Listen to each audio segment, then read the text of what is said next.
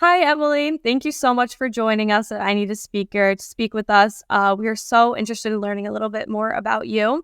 So if you don't mind, if you could tell us a little bit more about your history and how you got where you are today.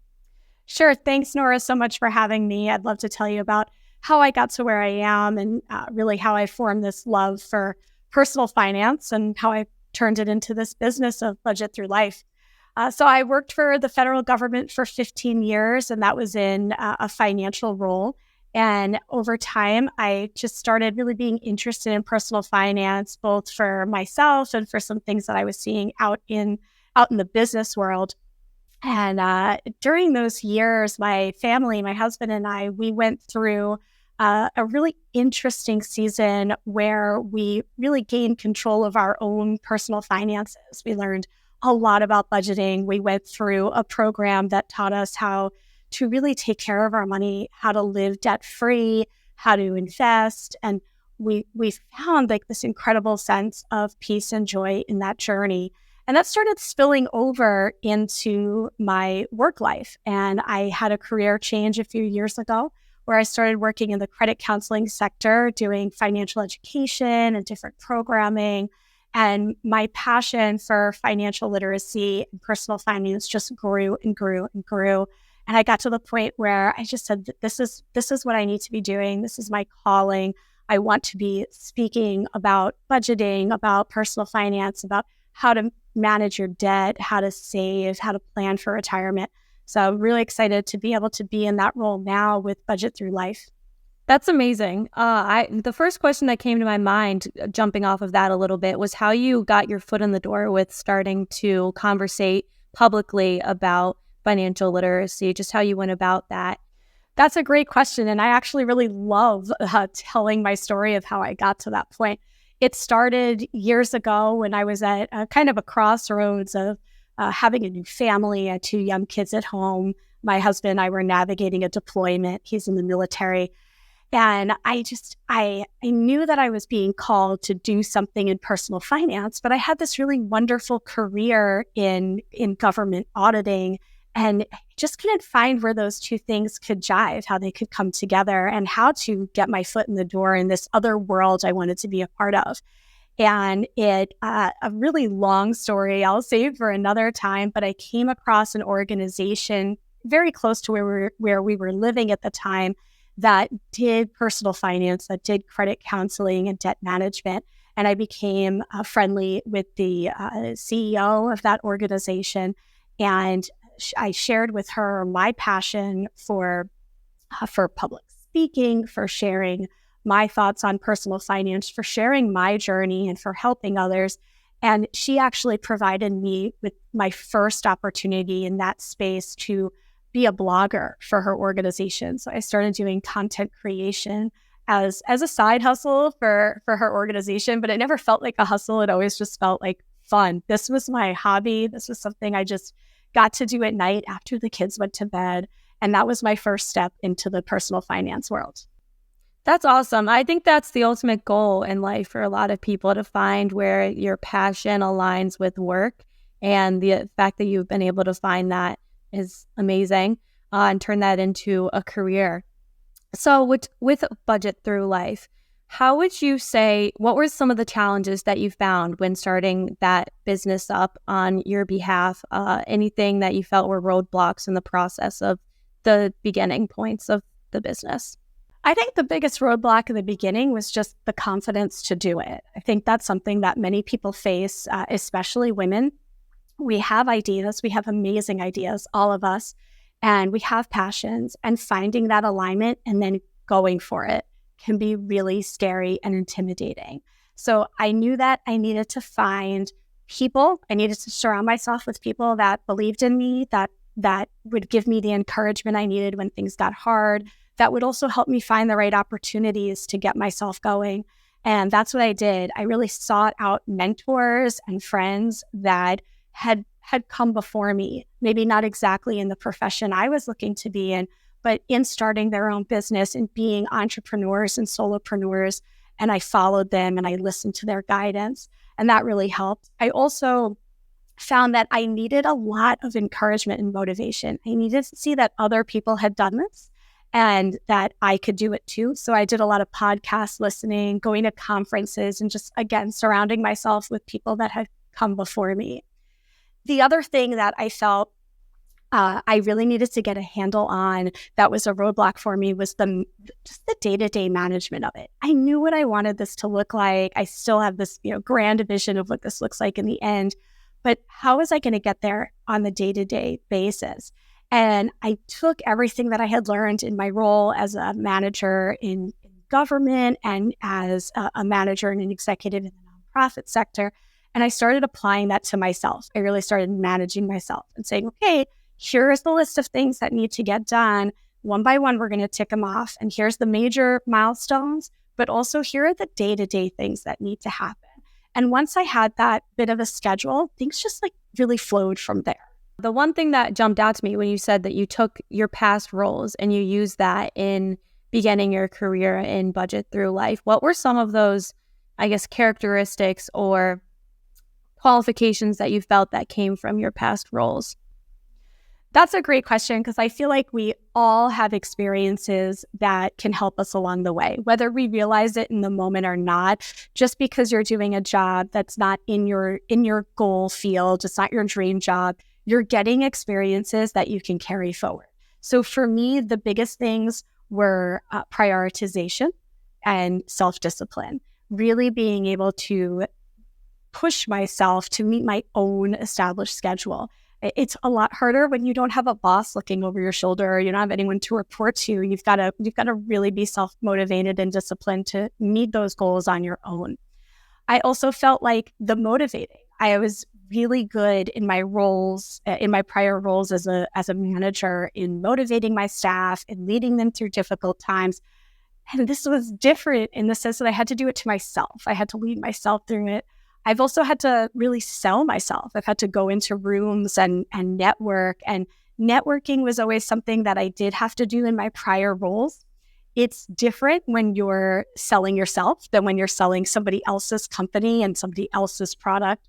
But the way you go about it is the same. So often I just have a little chat with myself and say, okay, you're going to go in there, you're going to promote Budget Through Life, but this isn't Emily Hickox. This is Budget Through Life. And when I thought about it as something a little bit more detached from myself, it made it a lot easier to walk into a room and really speak to what the organization does.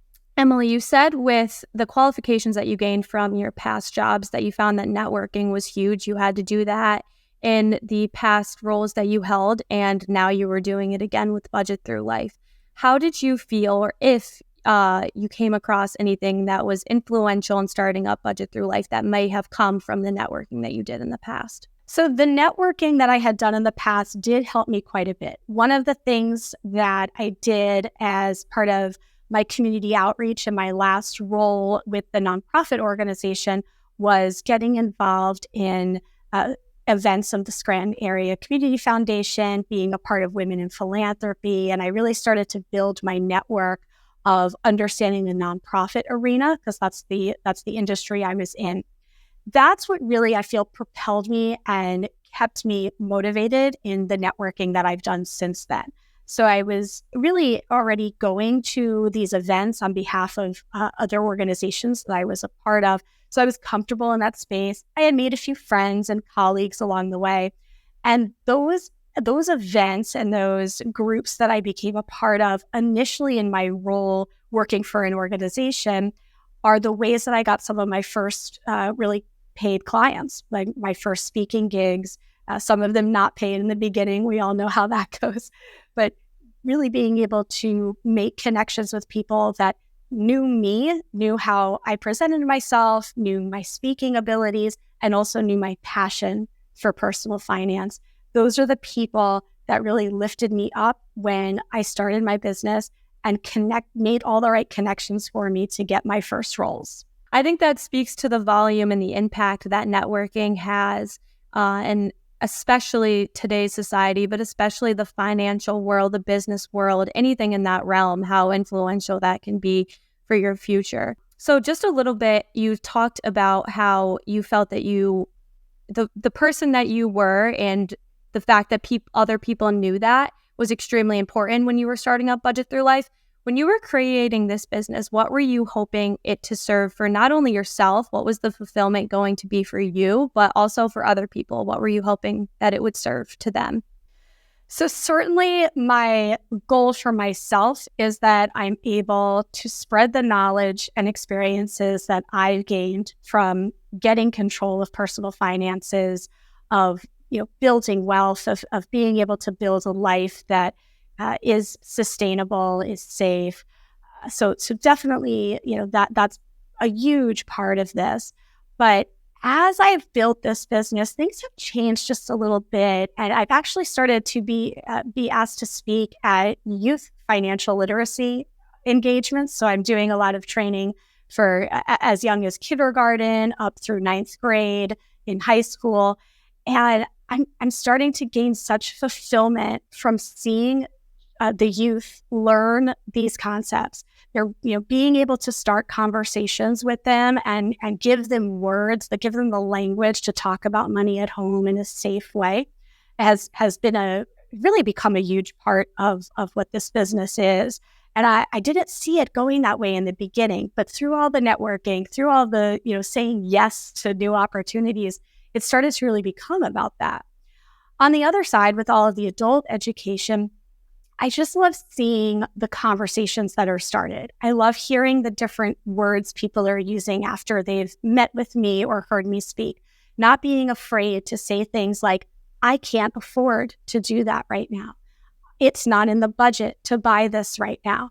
And to hear, even friends, they know I talk about them, to hear them be able to say to their children, we can't afford this right now. And that's generational change we're building there is we're building a new generation of children, starting with the parents that aren't afraid to talk about money. It's not going to be taboo, and they're not going to be afraid to stay within their means. So that's really my overall goal, is just building communities of that. That's incredible that you're building something so much bigger than yourself and genuinely changing generations by just bringing up the conversation to people about financial, whether that be financial issues or just in general financial literacy. It's something that even I myself, as someone young in a younger generation, feels that I need to know more about. So I think that particular topic of financial literacy is so important, and I know that I need to be educated on it as well.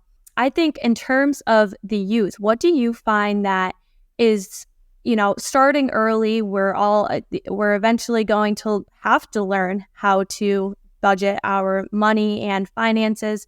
What do you think how do you approach talking to your younger generations rather than the adult audiences? There's definitely different verbiage, and the way that you have to go about your conversations changes. So how do you find is best to approach the youth?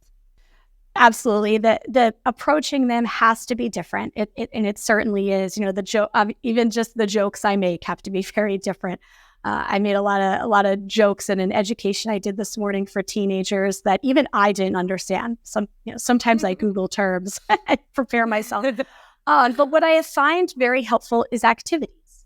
And so I plan different activities, age appropriate. So I don't like speaking to, for example, kindergartners and eighth graders at the same time. I don't think there's going to be a lot of learning that happens there. But if I can have smaller age ranges, I can make targeted activities. So we do activities that are hands-on and really get them thinking about things on a very personal level. It has to be something they resonate with. So for example, I walk in there with a stack of play money. My vision is I eventually have money with my face on it, but right now it's money I buy off Amazon.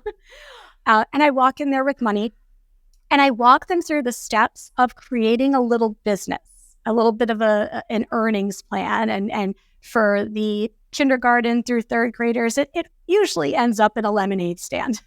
But for the older students, it comes out in one example from today was selling playing cards. Another was talking about starting a fishing business, a coaching business, lots of different business ideas. And we talk about really make it personal. What are your hobbies? What interests you? What makes you happy? And then how do we turn that into something we can make money with? And then I hand them that money. And we talk about, what does it feel like? What do you want to do with that money? And 9 times out of 10, and that was literally the statistic today, 9 times out of 10, the student will say, I'm going to go spend it. because that's what they see. They don't see their parents saving. They don't see them paying the bills. They just see the spending. And it doesn't mean that those other things aren't happening in the home. It's just not visible to them. So we talk about, okay, well, I'm not going to let you spend it. Here's the different things we have to do with it. And we come up with a plan for giving. We come up with a plan for savings. And they physically move the money into little envelopes as we go along. And so making it a hands-on activity, it starts to make money and the management of money more tangible. And if you ask them at the very end to put a budget together, all of a sudden they know how to do it because you gave them all the mechanics, all the tools they need.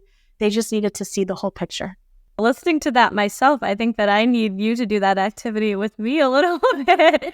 It's a lot of fun.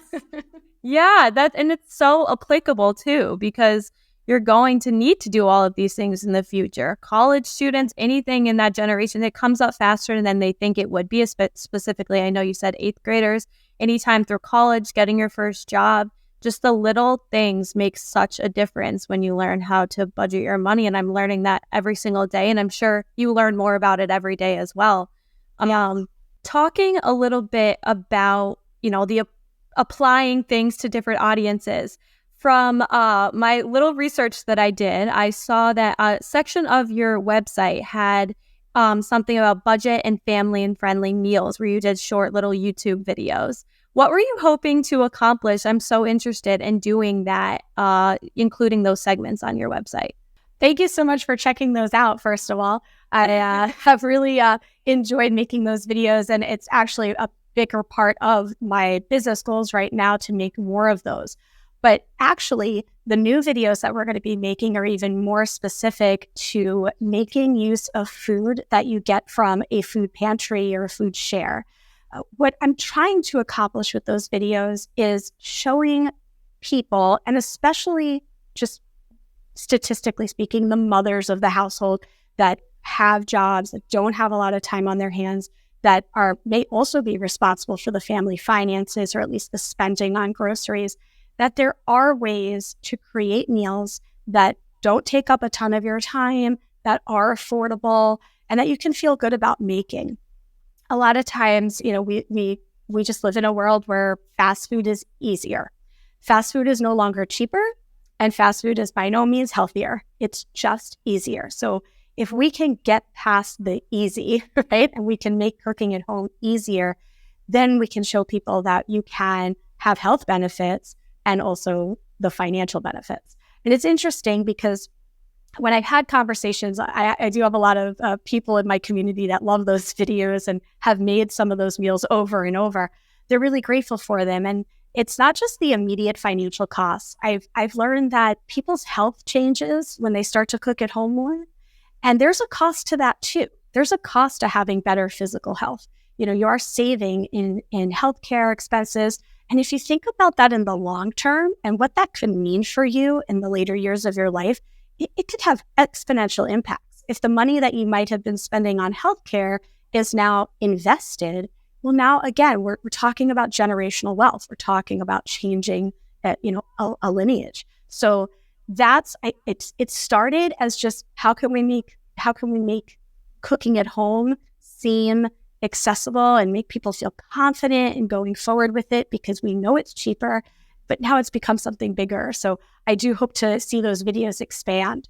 One of the other things I do is I really encourage people that might be really struggling financially. Maybe they're in a hard season. Maybe it is a generational challenge where they've just been stuck in poverty for a long time. That if you're on food stamps, if you're accessing food shares, how to make good use of that food that you get, how to make sure you use it up before it goes bad, how to make meals that are going to last throughout the week so that you don't feel that pressure to go out and buy more, to run through a drive-thru.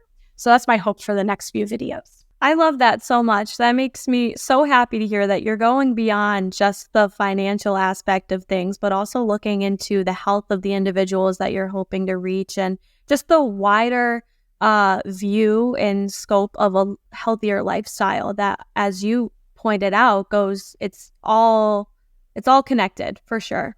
So talking a little bit more about just the major takeaways that you hope that people take away from those videos. Because I myself watching those, I was like, not only am I getting a lesson on what to cook for dinner, but I'm also learning a little bit more about finances too. So when you are speaking to audiences, what are some of the major takeaways that you hope, if there was a bulleted list that you hoped that people would take away from your speeches? The number one thing that I want people to take away is the language to talk about money. I want them to understand what the word afford really means. And I want them to not be afraid to say it. I want to change the way people think about some of the words that they might have known all of their lives and may have used, but use them just a little bit differently to make money a more positive conversation and a more effective conversation. So that's my number one goal, is that even if you don't remember all the little tips and tricks or techniques I taught, that you at least have the words in your mind and that you have a better frame around those words. The other thing is, depending on what I'm speaking about, I always have this like deep down main thing I want people to walk away with. So it changes based on the audience. For example, sometimes I talk about consumer protection, and I talk about how to prevent and what to do if you fall victim to identity theft, financial exploitation, financial abuse. And when I'm giving a presentation like that, my goal is for people to walk away with just an awareness, this idea of how can I protect myself, or what are some of the things to look out for. Versus when I'm talking about budgeting, I want people to not be afraid of budgeting. I always say budgeting, to me, it's a lifestyle, and it has to be a positive term. It has to be something we approach with joy. And we can't think of it as a restrictive way of living. It is actually very life-giving. So that's generally when I talk about budgeting, I'm always trying to get people to walk away feeling good about the idea of budgeting. Many people, when I start presentations and I say, tell me what you think about when you think about the word budget, it's very negative, stressful, fearful, restrictive. It's very negative words. And I really want to change the narrative on that. That's an amazing initiative to take, with especially in your presentations. For those who might not have the chance to listen to some of your speeches and presentations, and who may lack the financial literacy that you've proven in all of this conversation, that there is a need for that in this generation, as there has always been. What do you find to be some of the most pressing issues in society, or in the conversations that you have, that you've noticed is an overall issue that you feel should be changed, or that you hope to change? Oh gosh, could I pick just one? I'm sure that's a hard question. Yeah.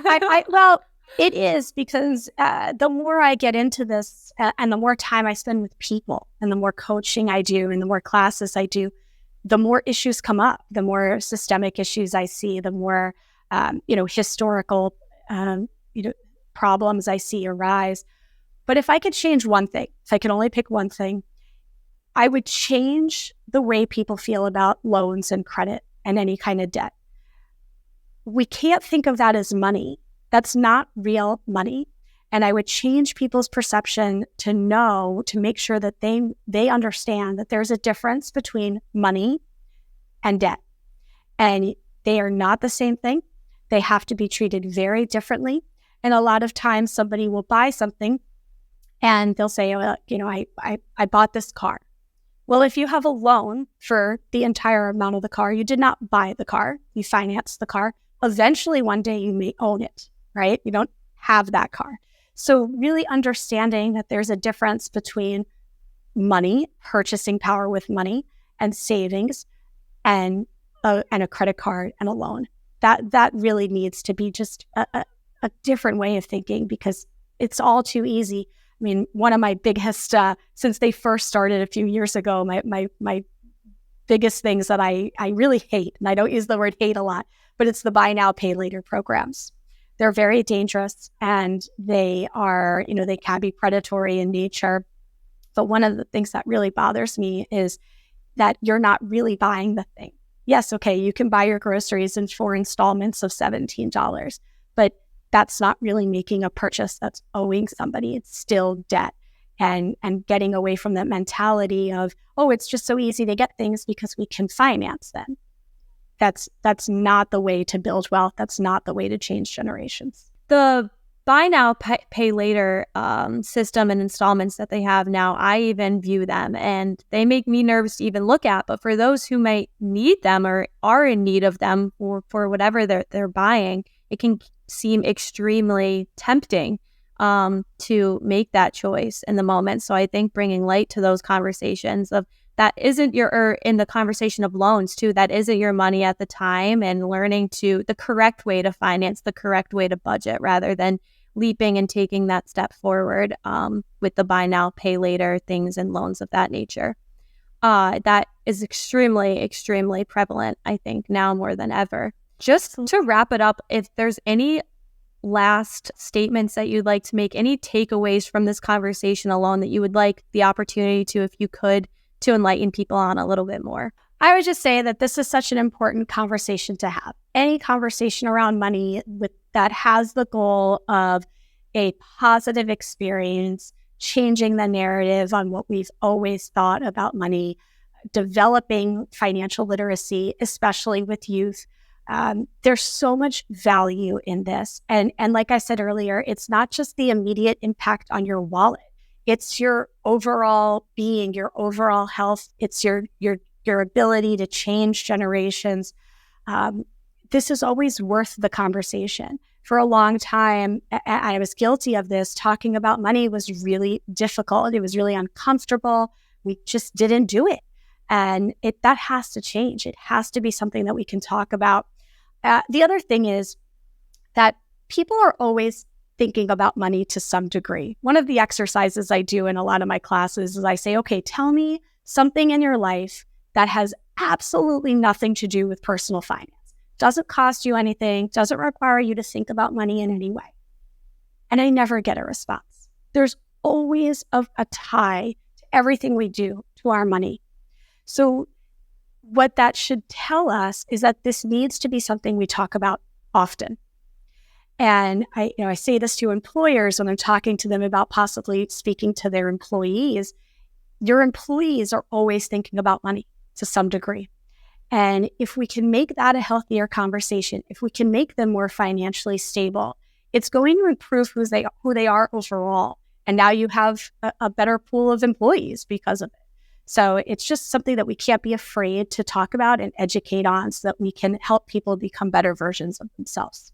I completely agree. And you use the word value, which I think is the perfect word for it. There's no more value in anything else if you don't know how to budget these things. Money, like you just said, is going to be a conversation for everyone's lives and for your whole life. So learning how to correctly talk about it and budget your finances and just learning how to carry yourself through life and manage your money is extremely important. So thank you so much, Emily, for this conversation. It was enlightening for me, and I'm sure for so many others. Thank you so much for taking the time to speak with us today. Thank you for having me. It was a pleasure.